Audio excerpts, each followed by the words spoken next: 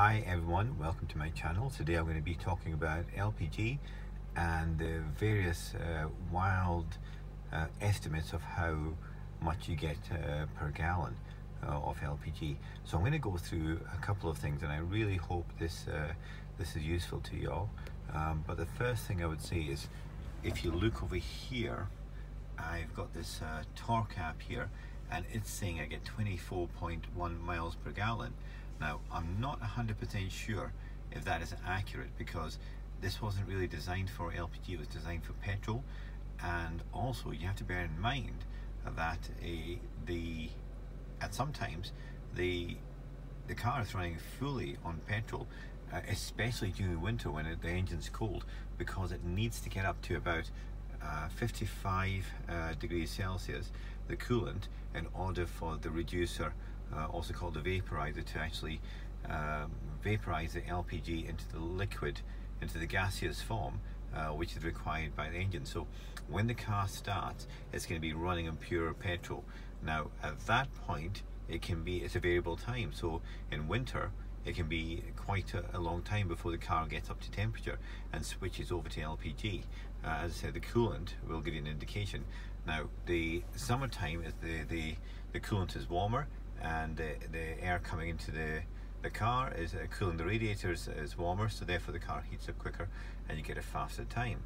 Now the thing also to bear in mind is that people will say they've got like 230 miles per LPG tank, or more, and some people getting 180. But there's a couple of things in play. One is that as I said, when the car starts in the morning, they're running on LPG, and if you're only traveling, let's say 3 miles, sorry, on petrol, and if you're only traveling on 3 miles, it may not be sufficient time for the vehicle to switch over to LPG, in which case your LPG stores are not going to be run down. So you can get LPGs of 300 or 400 because never being touched.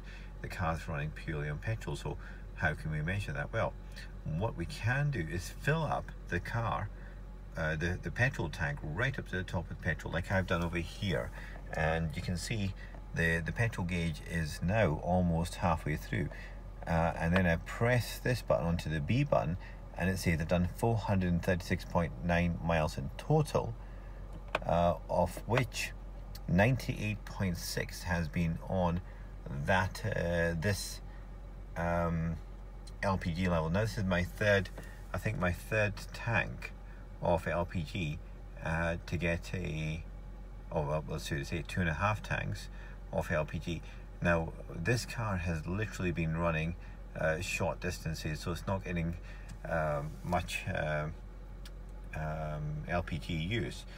Now the other thing to mention, if you are going to, if LPG and fuel economy is your main concern, then what you really want to be doing is planning your journey, so making sure the car engine stays warm whenever possible. So if you're going to work and come back home and you've got 2 cars, then you might want to use the LPG one which is still warm, rather than starting another car which is cold. So what I would say is fill up with LPG tanks, and you might get 8-9 tanks, etc., before this petrol gauge runs low, and that will tell you the real cost of running your vehicle. So that would be let's say there's 8 tanks at 230 miles of LPG and 1 tank of petrol, and then you will know how much fuel you've actually used.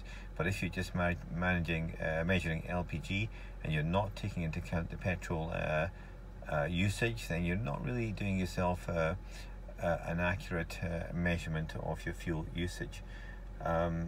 As I said, these numbers here, like the 24.1 there, which is the mile per gallon on this side, that can be used as an indicator of how efficient your driving style is. The higher the number, the better, but wouldn't rely on it totally for accuracy of how many miles you are getting. Now I don't know if that's exactly true, but I don't know if it's exactly false, and therefore the only conclusion I can come to is that you should just use it as an indicator.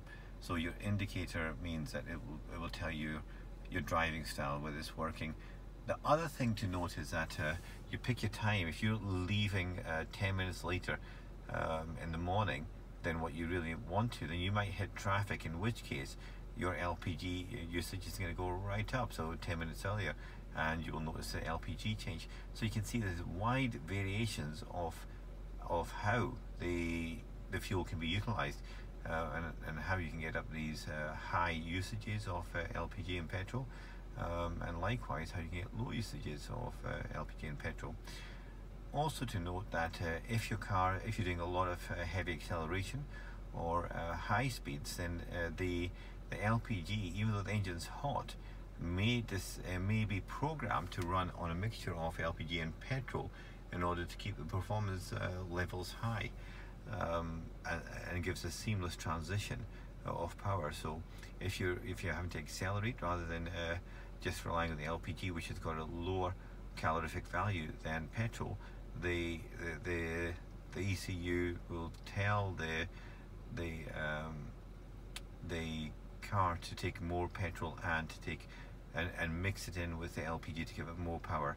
So these are all considerations to take. So when you see these wild figures coming off 30 miles per gallon on LPG, you've really got to take them all with a pinch of salt, because it really comes down to your style of driving, when you're leaving, how hot the engine is, how much how much petrol is being added into the mix, whether the car is actually running mainly on petrol because it doesn't get up to temperature, etc. All these things come into account. So with that taken into account, what kind of figures would I say?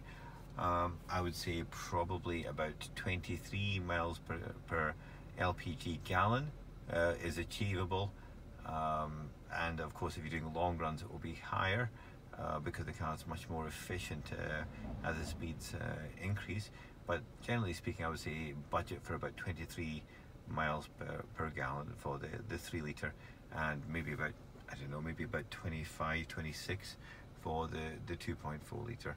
I really hope this has been useful for you, and hopefully it's not been too confusing. Take care. Bye.